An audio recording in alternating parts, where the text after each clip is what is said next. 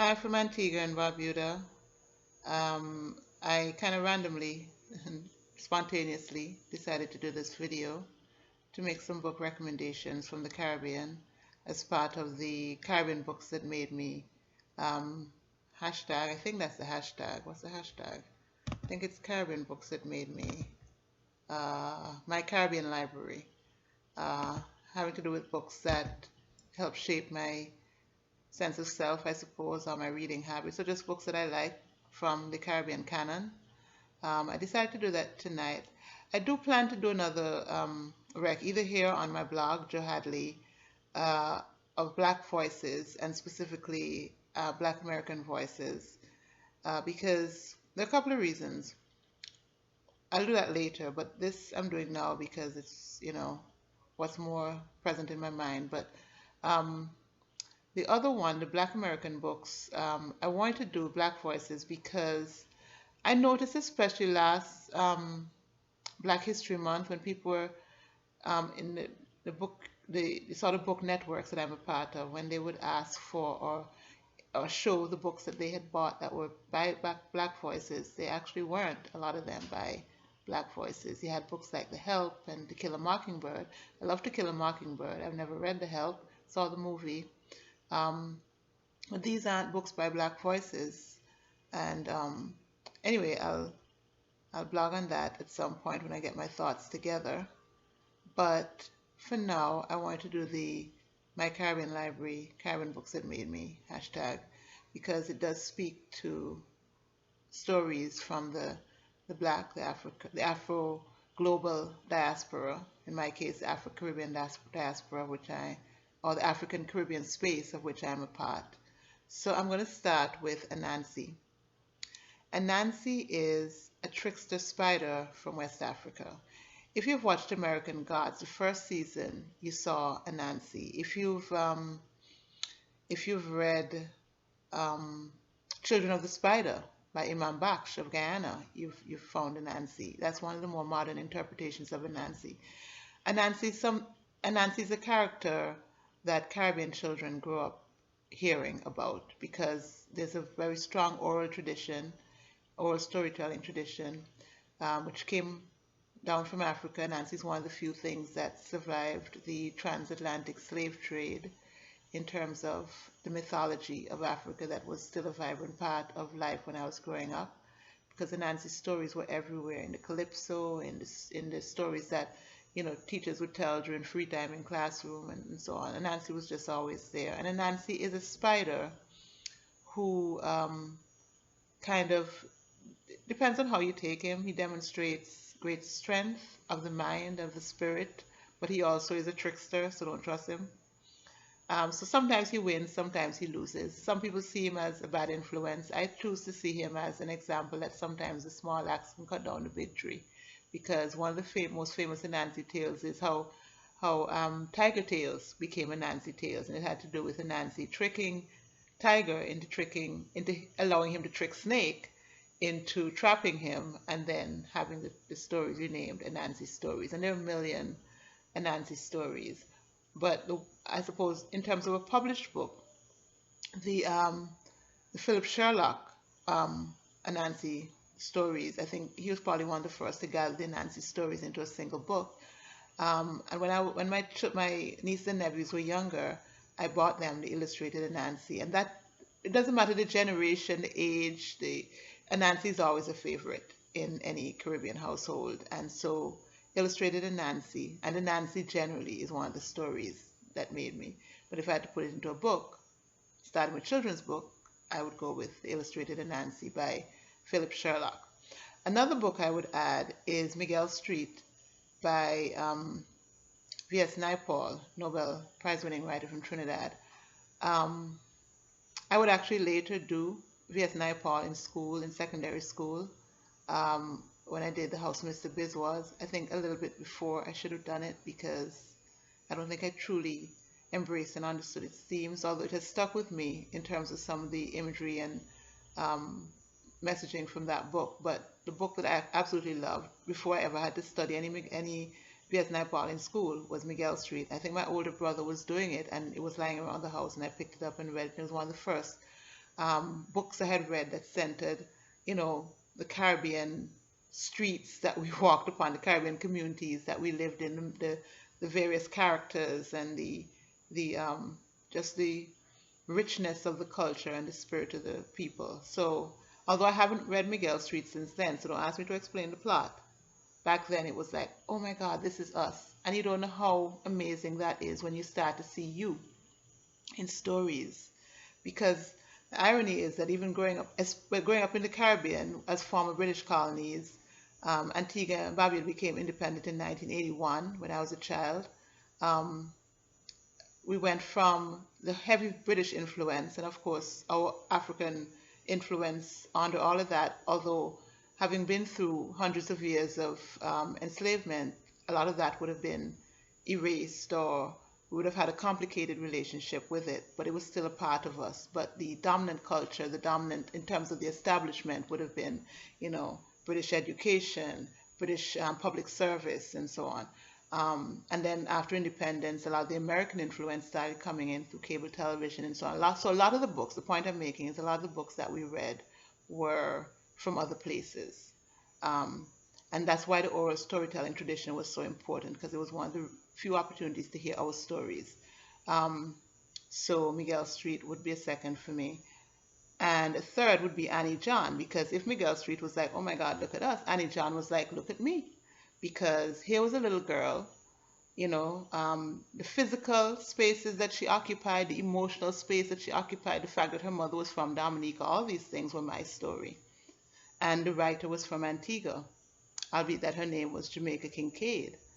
And I had a dream kind of taking shape, kindling in my spirit to become a writer, and I didn't know how to claim it or articulate it or even acknowledge it to myself as yet. But here was a woman from Overs, Antigua. I'm from the neighboring community of Otters, Antigua, and she was a writer, and she was telling a story I recognized. It was this thing that gave sort of substance to the idea that our stories mattered and we should look inside in order to look out, that we should see the value in our own voice and raise it. And it's one of the things I try to do with the Wadadli Youth Pen Prize program that I run here in Antigua, is to encourage young people in Antigua and Barbuda to tell their stories that only they can tell, because they have the particular experience of being them in this space.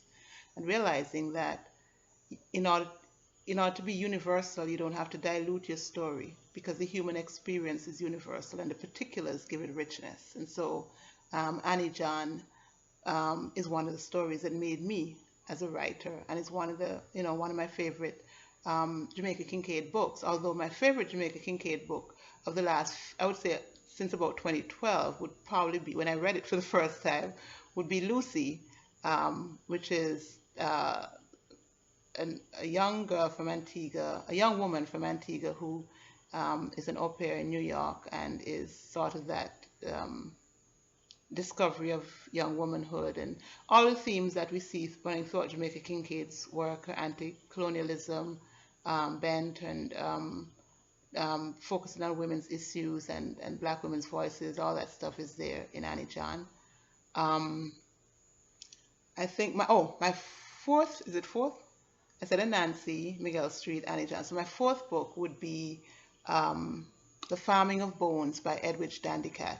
Now, Edwidge Dandicat is like my contemporary sort of literary crush. Like, ever since I read Breath, Eyes, Memory, and everything I've read from her, I've just been so moved and so just so inspired. Her book, Create Dangerously, about writing and how writing draws from life, but especially The Farming of Bones, which is about the 1937, I believe I have the year right, massacre of Haitians by Dominican Republicans on the border under the order of the then dictator of the Dominican Republic, Trujillo. And it's about that whole thing of demonizing immigrants and sort of othering people who are darker than you, who are poorer than you, who in some way you can look down upon and kind of project into them all of the things that are wrong with your life. And this is actually based on something that happened in history. The Haitians migrated quite a bit to the Dominican Republic to cut cane and work in the sugar fields and so on. And at a certain point, they were seen as interlopers and this thing to be excised. And that, I mean, it's still a story that's unfolding, but in that particular year was a high point when there was something like 10,000 of them were massacred. And the Farming of Bones tells that story. Vivid poignancy and poetry and just unforgettable immediacy, and it's touching and it's historical, and it's a reminder that these issues of anti-blackness that are kind of fomenting and rising to the surface right now are in some ways more international than we realize. Even in communities where you have predominantly black people, you have issues like colorism, you have over-policing, you have all these issues. It's heartbreaking to watch what's happening right now and to realize the nuances of it that exist even in my own backyard. So, The Farming of Bones by Edwidge Dandycat. And I'm going to make my fifth and final book, Nobody Go Run Me, which is a biography of King Shortshirt by Darby Nomad.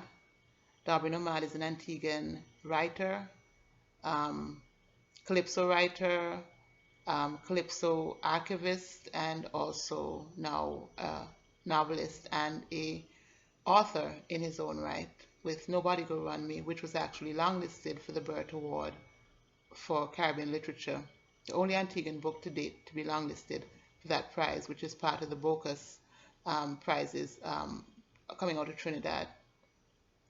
The reason why I picked this book is because for me, calypso was one of the forms of writing that made me, and in particular the songs of Shortshirt and the writings of Shelley Tobit. And this book tells the journey of those songs, tells how those songs came to be, and tells the story of both Shortshirt and Shelley Tobit. And it's just a revelation for me, and it's like revisiting my childhood and hearing songs like Night and Day, Catching Hell, People Think I'm Doing Well, Just Because I Sing a Few Calypso.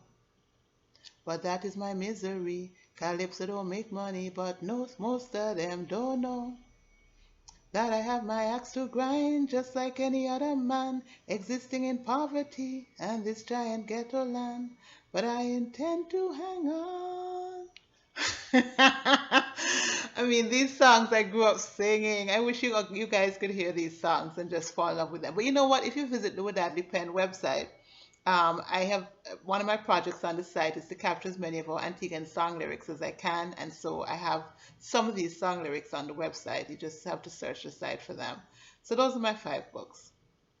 Anansi, and I would say Anansi by Philip Sherlock, and the illustrated Anansi, if you want it for children, it's available still, as far as I'm aware. You can find it online.